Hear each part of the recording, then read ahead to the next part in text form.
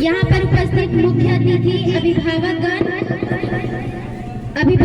Director sir, principal sir एवं मेरे सम्मानित शिक्षक एवं शिक्षिकाएं और दूर दराज से आए हुए गार्जियनों एवं मेरे सहपाठियों, आज पैराडाइज पब्लिक स्कूल में हो रहे कार्यक्रम एनुअल फंक्शन 2024 सह परीक्षा फल वितरण को लेकर मैं आपका हार्दिक अभिनंदन करती हूँ और मेरा प्यार भरा नमस्कार। मैं कक्षा 8वीं की छात्रा आज आप सभी के बीच राष्ट्र निर्माण और देशभक्ति है क्या, इसके बारे में कुछ बोलना चाहूंगी। अगर मुझसे कहीं पे गलती या त्रुटि हो तो मुझे माफ करिएगा। मैं नहीं मानती कि राष्ट्रगान 12 सेकंड में सिर्फ खड़े होकर गाने से या वंदे मातरम भारत माता की जय जोरों शोरों से नारा लगाना ही देशभक्ति है, क्योंकि महोदय ये वो सदी है जहाँ नीति, नियम, नैतिकता जैसे मूल्य की ध्वज उड़ाते लोग मुझे नजर आ रहे हैं। महोदय ये वो सदी है जहाँ सत्य, अहिंसा, सादगी, सदाचारी, सने जैसे मूल्य कोड़ी के भाव बेचते लोग मुझे नजर आ रहे हैं। और महोदय ये वो सदी है जहाँ दो सगे भाई भी बड़ी मुश्किल से घर में शांति, चैन और अमन के साथ जीते नजर आ रहे हैं।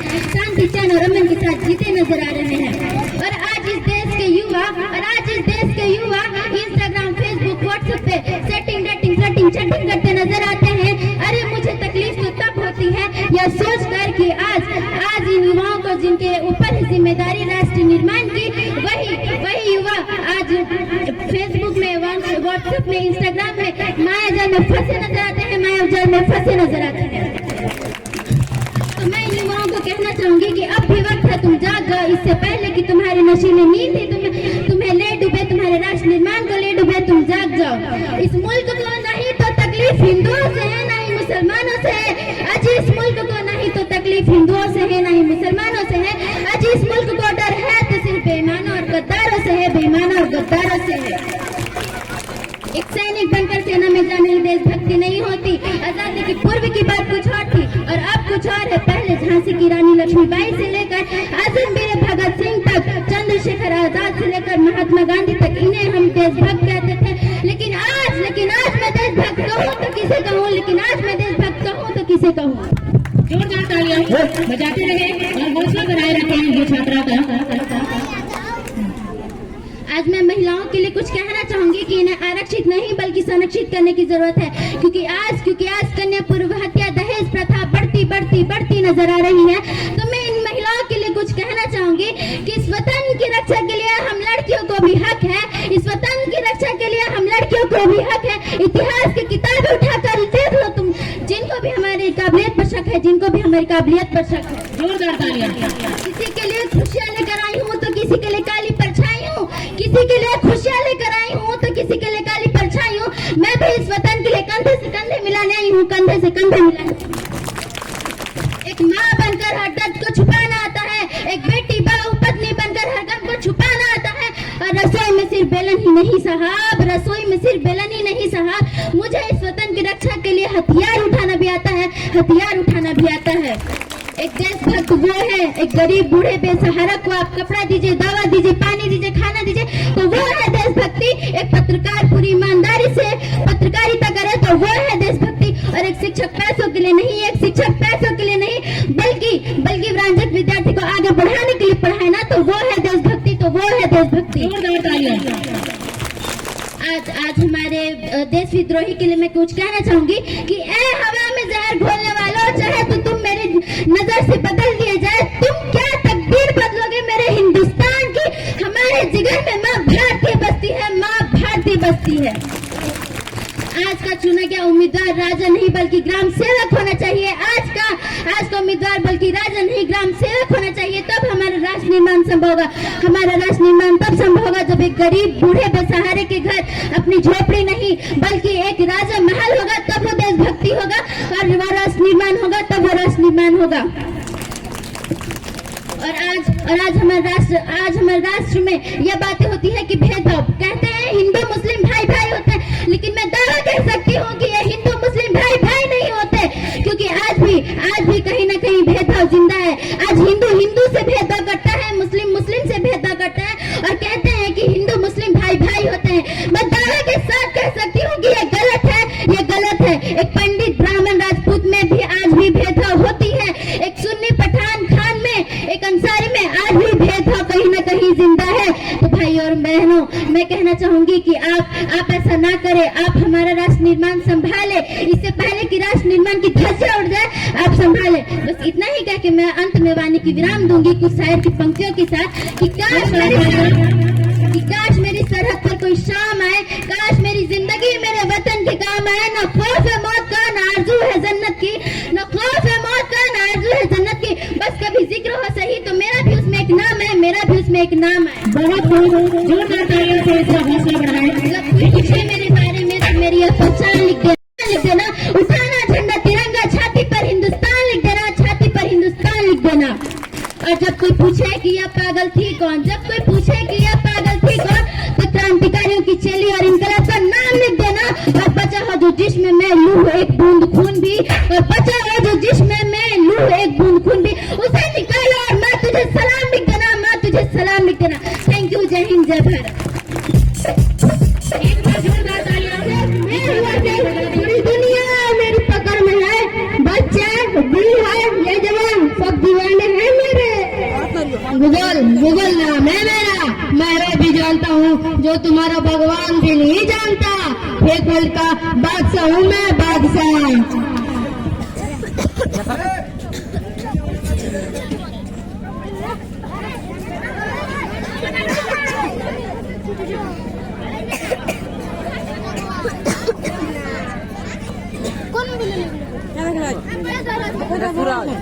हमको नहीं करना है, सोशल मीडिया में डालना है। तो चलो देख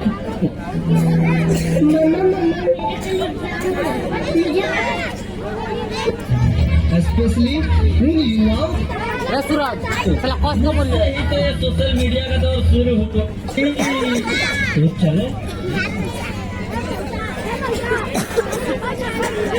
क्या मोबाइल है?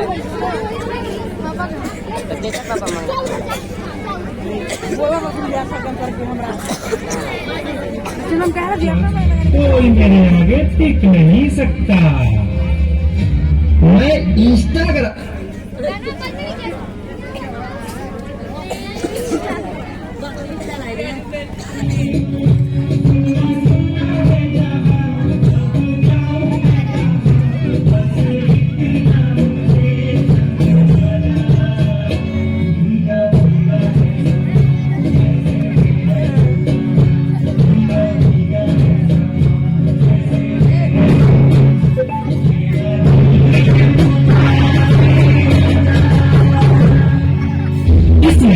इस चीज को टिकटॉक कहते हैं। नेता, अभिनेता, खिलाड़ी, बच्चा, कोई से मेरे सामने टिक नहीं सकता। मैं हूँ इंस्टाग्राम, मैंने सबको पागल कर रखा हो, स्पेशली उन युवाओं को, उनको और इनको भी। मुझे तो आप लोग जानते ही होंगे, मेरे चलते सोशल मीडिया का दौर शुरू हुआ है। लगता है ये समय दूर नहीं, ये दुनिया हमारी इशारों पर नाचेगी। आराम से यार।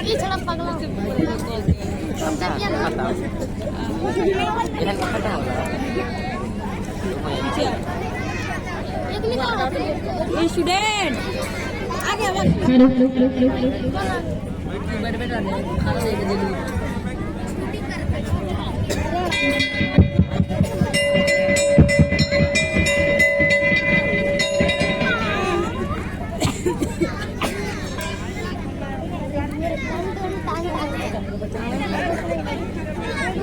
तो बच्चों, मैं कल होमवर्क दी थी पूरा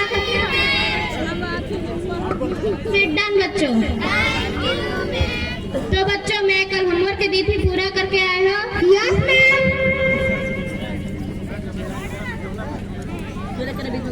जो तुम लोगों को मैं एक सप्ताह से स्पाइडर चैप्टर पढ़ाई हूँ वो तुम लोग पूरा करके आए हो?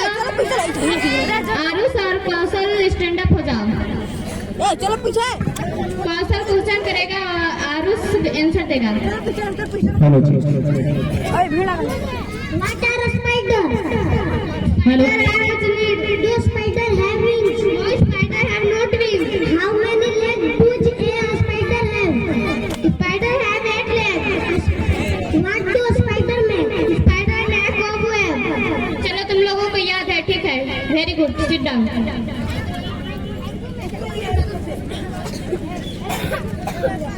टॉपिक है कन्वर्सेशन। रोहित और आदर्श स्टैंड अप हो जाओ। रोहित करेगा क्वेश्चन और आदर्श देगा answer. What is your name? My name is Adarsh Kumar. What is your father's name? My father's name is Mukesh Vishwakarma. What is your mother's name? My mother's name is Susila Devi. What is your auntie's name? My auntie's name is Animika Devi. What is your uncle's name? My uncle's name is Ramesh Vishwakarma. What is your grandfather's name? My grandfather's name is Rusla Vishwakarma. What is your grandmother's name? My grandmother's name is Sumitra Devi. चलो तुम लोगों को याद है, very good. Thank you, ma'am. अगला topic है state and capital. आरू sir sorry Kaushal Prateek और आलोक स्टैंड अप हो जाओ।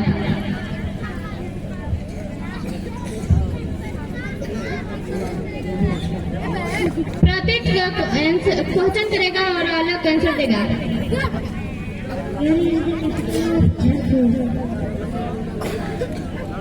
Where is the capital of Jharkhand? Ranchi is the capital of Jharkhand. Where is the capital of Patna is the capital of Bihar. Where is the capital of Rajasthan? Jaipur is the capital of Rajasthan. चलो ठीक है, तुम लोगों को याद है, sit down, very good. अगला topic है जीके। चंदा और चमेली स्टैंड अप हो जाओ। चमेली करेगी क्वेश्चन और चंदा देगी answer. What is National Bird of India? Peacock is the national bird of India. What is National River of India? Ganga is the national river of India. What is National Fruit of India? Apple is the national fruit of India. What is National Flower of India? Lotus is the national flower of India. चलो ठीक है, तुम लोगों को याद है, very good. अगला topic है टेबल। अजहर स्टैंड अप हो जाओ। तुम 5 का टेबल बोलो। 5, 5, 10, 15, 15, 20, 25, 25, 30, 35, 35, 40, 50, 50। चलो तुमको याद है, very good, Thank you, ma'am. Sit down. अगला टॉपिक है हिंदी जीके। पारो और प्रीति स्टैंड अप हो जाओ। पारो करेगी क्वेश्चन और प्रीति देगी आंसर। नेपाल की राजधानी कहाँ है? नेपाल की राजधानी नहीं पता। अफगानिस्तान की राजधानी कहाँ है? रांची। झारखंड में कितने विश्वविद्यालय हैं? 1। तुम्हें तो कभी याद ही नहीं रहता है। मैं तुम्हारे घर एक दिन जरूर आऊंगी और देखूंगी तुम घर पे क्या करती हो। पढ़ाई तो करती हूँ मैम। तुम्हारे पेरेंट्स से पूछेंगे, बेवकूफ लड़की। Sit down. Thank you ma'am. चलो बच्चों, तुम लोगों को एक छुट्टी हो गई। अब कल हम लोग मिलते हैं। आगे से बच्चे हट जाए, कृपया यहाँ जगह खाली करें। अगर देखने में असुविधा हो रही है, समझ नहीं आता है, जगह इतना है फिर भी आगे कोई नहीं रहेंगे।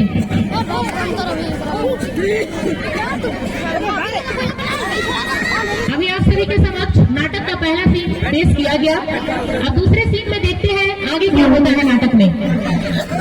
तो साथी बनाए रखेंगे सभी कोई, और अगर पहला सीन पसंद आया हो तो एक बार जोरदार तालियां बजा दें। मम्मा क्या हुआ बेटा?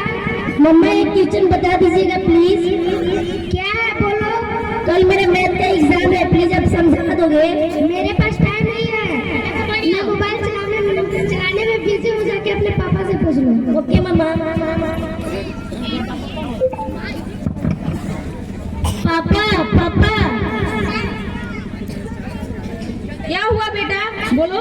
पापा कल मेरा मैथ का एग्जाम है, प्लीज आप पढ़ा दोगे? बेटा मैं ऑलरेडी गेटिंग लेट, मुझे अभी ऑफिस का काम है, आकर पढ़ाता हूँ। ओके पापा।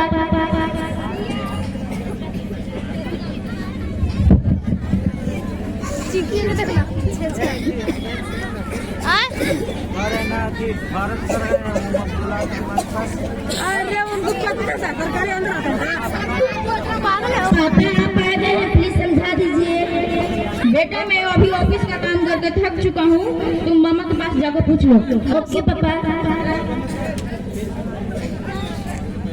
मम्मा मम्मा मम्मा, क्या हुआ बेटा? थोड़ा सा समझा दीजिए प्लीज। क्या आपको टीचर नहीं समझाए थे क्या? समझाए तो था पर मैं भूल गए। अपने कमरे में जाओ, मैं अभी आती हूँ। ओके मम्मा। मम्मा तो ठीक है अपने कमरे में जाओ, मैं अपने कमरे में थोड़ा सा पढ़ाई करूँ, उसके बाद मैं आधा से अधिक सोशल मीडिया में ध्यान दूंगी। ठीक है, मैं इंस्टाग्राम थोड़ा सा चला लेती हूँ।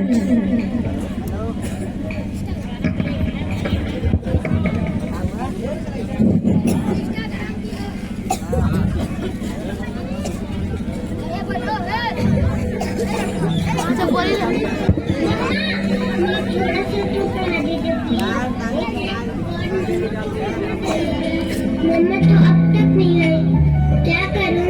मैं तब तक मेरे पे फैक्ट्री कर लेती हूँ।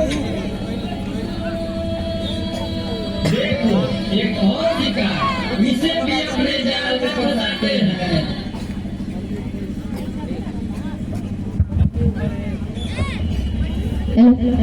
हेलो हेलो देखो एक और अपने जाल में फंसाते हैं।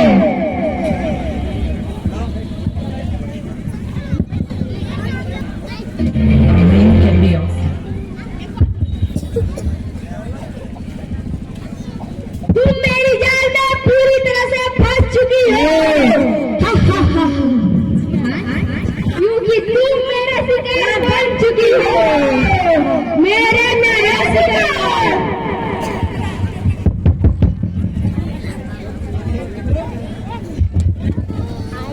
तुम मेरा शिकार हो चुकी।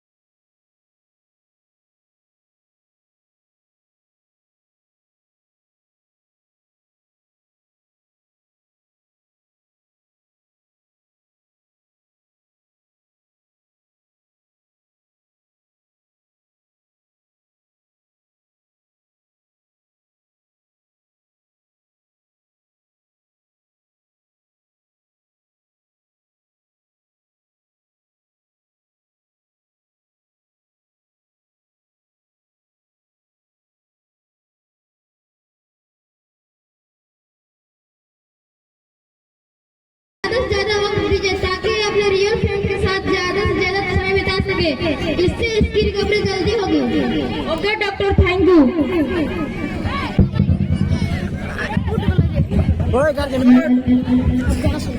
अरे बैठा तू सब छुड़िया।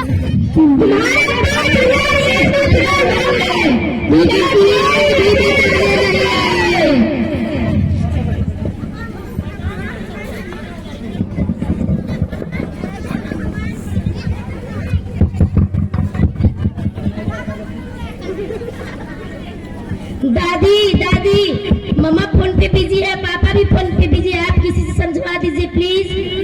ठीक है बेटा, तुम्हारे मैडम जी को बुला के ट्यूशन में।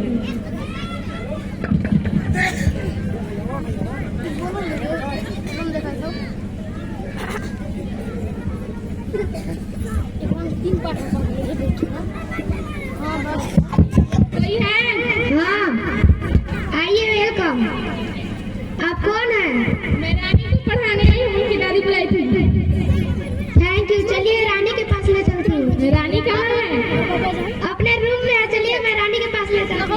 चलिए। यही है रानी, आप इसे पढ़ाइए।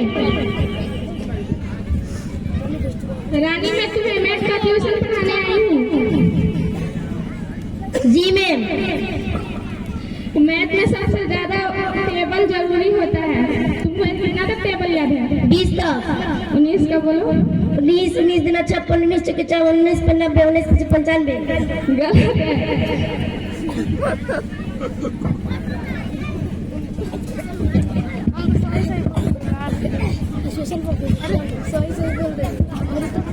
लो याद करो, मैं पानी पी के आई हूँ। Okay ma'am. मैं पानी पीने गई है, मैं थोड़ा सा फेसबुक चला लेती हूँ।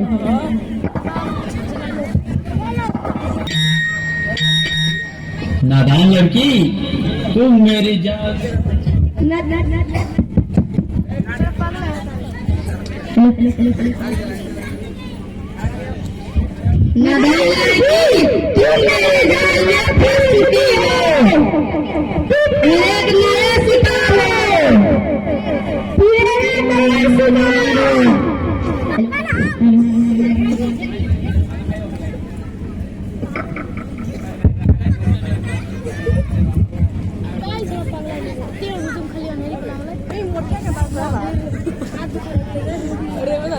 चलो मिया क्या तार बहने का भूख लगा।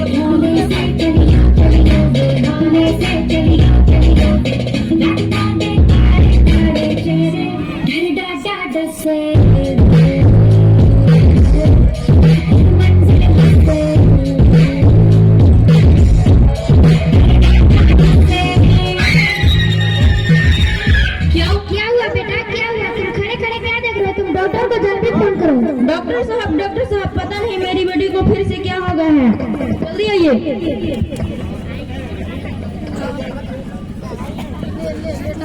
इसे क्या हुआ? पहली बार तो हम समझाए ना थे, सोशल मीडिया पर ज्यादा ध्यान मत दीजिए।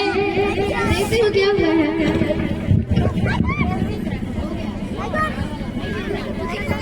इसे फिर से वही बीमारी हुई है। आप लोग को समझाए ना था, इसे ज्यादा से ज्यादा वक्त दीजिए। आप लोग अपने ही मोबाइल में बिजी रहते हैं तो आपकी बच्ची का क्या होगा? आप लोग ध्यान नहीं देते अपनी बच्ची पर। ज्यादा से ज्यादा वक्त दीजिए अपनी बेटी को। Okay doctor.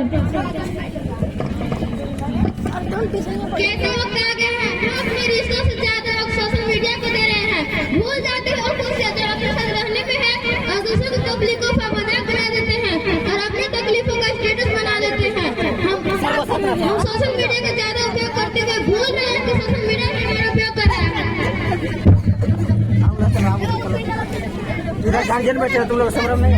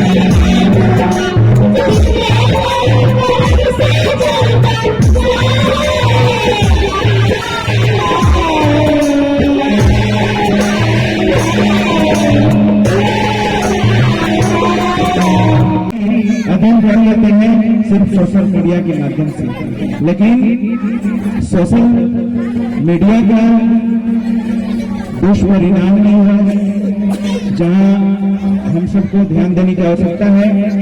बच्चों को मोबाइल ज्यादा न दें, मोबाइल चलाने से आप लोग उन्हें रोकें। मोबाइल घातक है पढ़ाई के लिए, आगे बढ़ने के लिए। यदि आप दे रहे हैं तो उनके साथ आप लोग भी समय दीजिए कि मोबाइल दिया है तो क्या चला रहा है, क्या देख रहा है। पढ़ाई करने के लिए आप जरूर मोबाइल दें, लेकिन इस पर नजर डाल रहे हैं कि कहीं पढ़ाई के बहाने मोबाइल लेकर कोई बच्चा रजाई के अंदर, कमल के अंदर मोबाइल चला तो नहीं रहा है। सिर्फ पढ़ाई करने के लिए देना है, ये ध्यान रखना होगा हम सबको।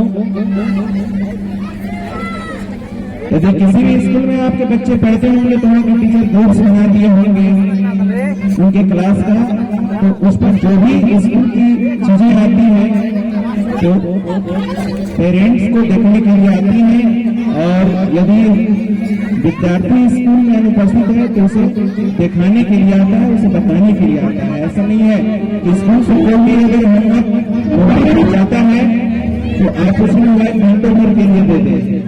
मोबाइल से दूर रखना है बच्चों को।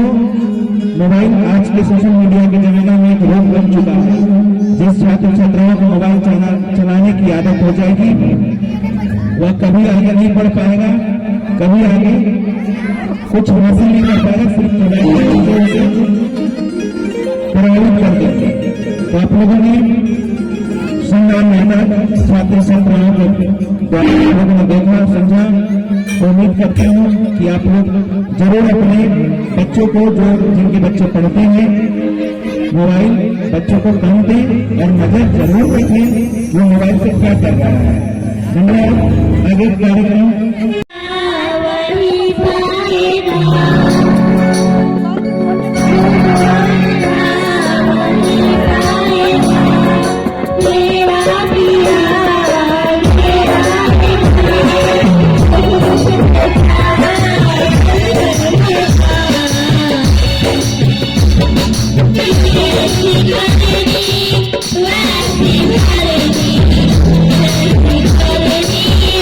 Happy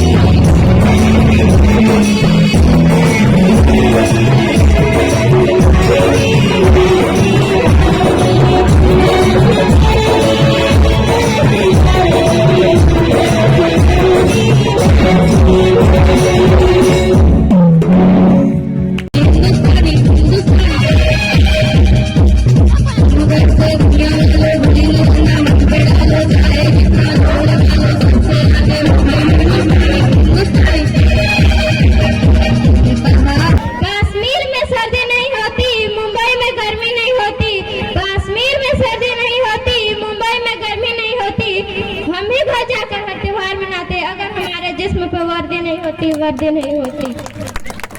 अपने परिवार को अकेला छोड़ देते हैं, चिट्ठी पत्र से उनका हाल पूछ लेते हैं, अकेले ही अपनी सरहद की गोली झेलते हैं, आतंकवादियों की गोली को अपने सीने पर ले लेते हैं, अपने सीने पर ले लेते हैं।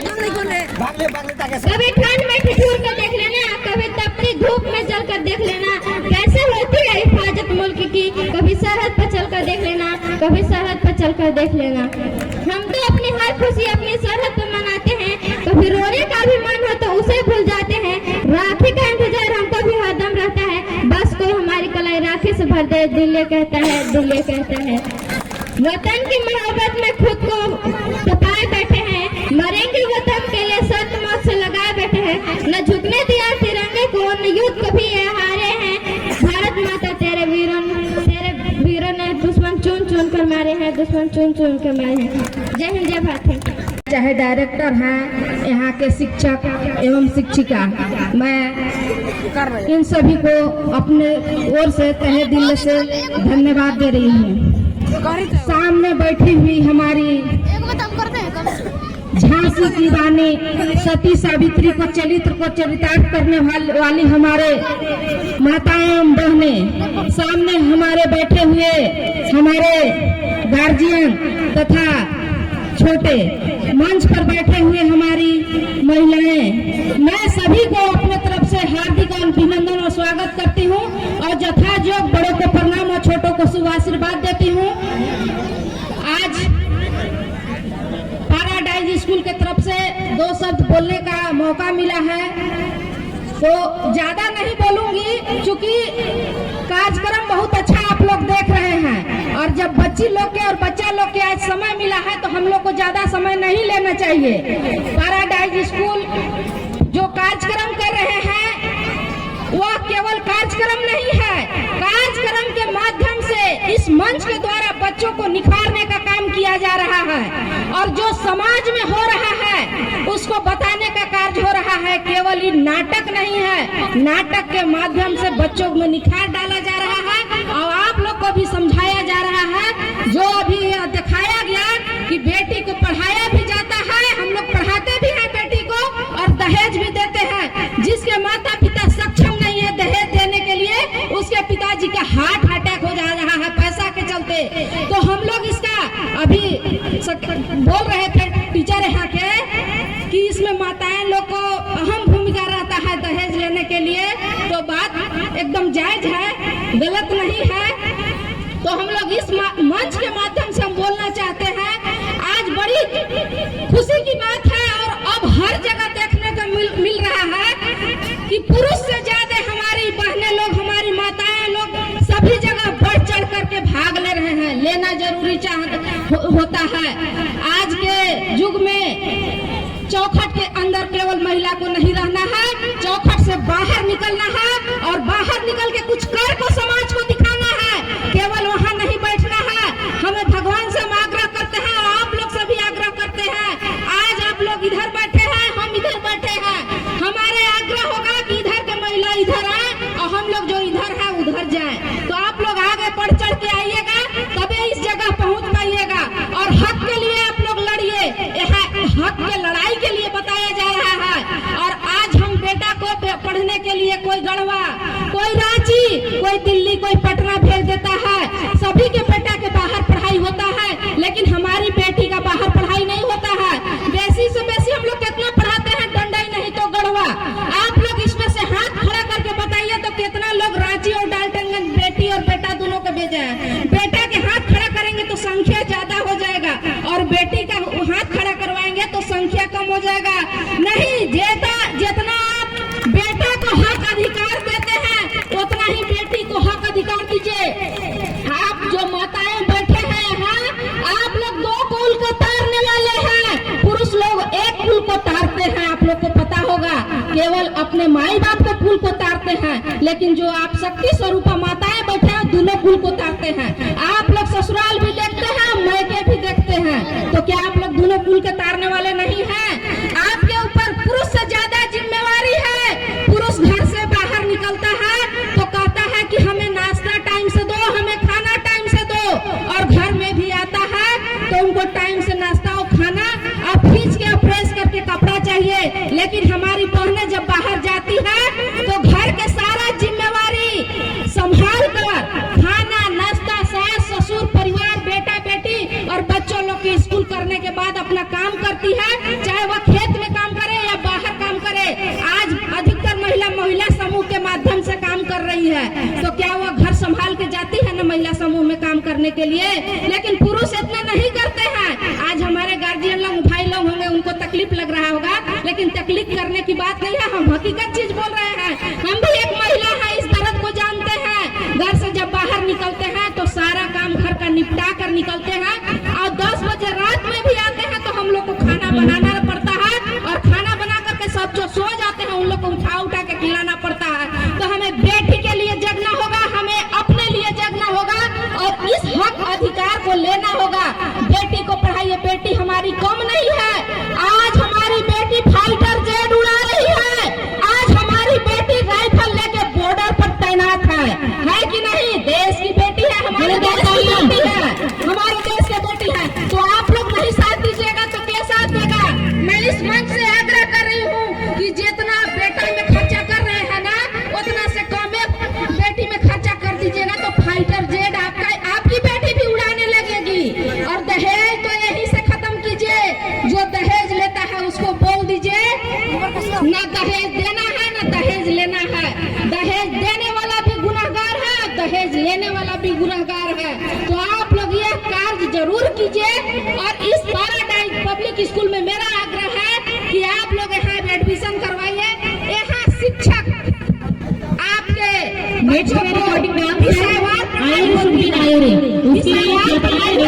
अच्छी पढ़ाई होती है तो पैराडाइज पब्लिक स्कूल में आप लोग नामांकन करवाइए।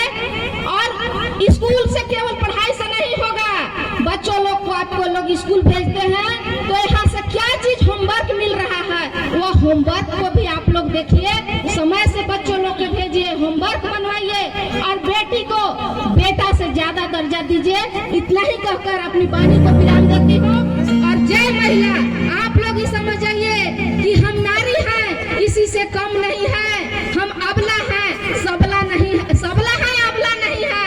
आज हमारी बेटी कहती है थामेला बंदुकिया माई हमके सिखा दे, बाप भाई वीर रहलन, हम है वीरांगना, बिना सके नाच नाचब दुश्मन के अंगना। बेटी बोलती है कि भाई लोग हमारे शहीद हो जाएंगे ना, तो माई हमें राइफल चलाने के लिए सिखाओ, हम भी